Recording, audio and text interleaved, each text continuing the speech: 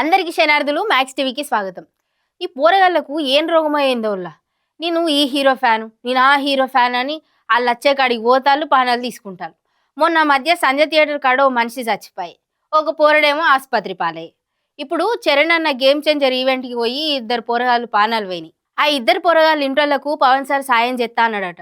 Janasena party తరపున చచ్చిపోయిన ఇంటోళ్ళకు ఒక 5,00,000 ఇద్దరిద్దరికి 5,00,000 ఇచ్చి ఇత్తా అని చెప్పిళ్ళు.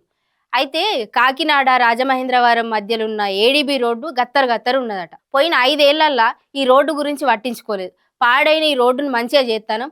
ఈ రోడ్డు వల్ల ఈవెంట్‌కచ్చిన ఇద్దరు పిల్లకాయలు చచ్చిపోయినందుకు నాకు బాధ అయితాంది అన్నాడు పవన్ సార్. కాకినాడ జిల్లా గైగోల్పాడు ఊర్లో ఉండే 6వ మణికంఠ, తోకాడ చరణ్ శనివారం రాత్రి బండ్లపైన ఇంటికి పోతాంటే ఎదురుంగా వచ్చిన బండి సప్పున గుద్దిందట. అందుకే ఈ ఘోరం అయిందట. రోడ్లు మంచిగా చేత్తానం అని అయితే చెప్పిళ్ళు జనసేనోళ్ళు. అచ్చేటోళ్ళు పోయేటోళ్ళు జాగ్రత్తగా ఉండాలి కదా అన్నలు. పోయిన పనులు మళ్ళీ అత్తయ్య చెప్పుల్లి.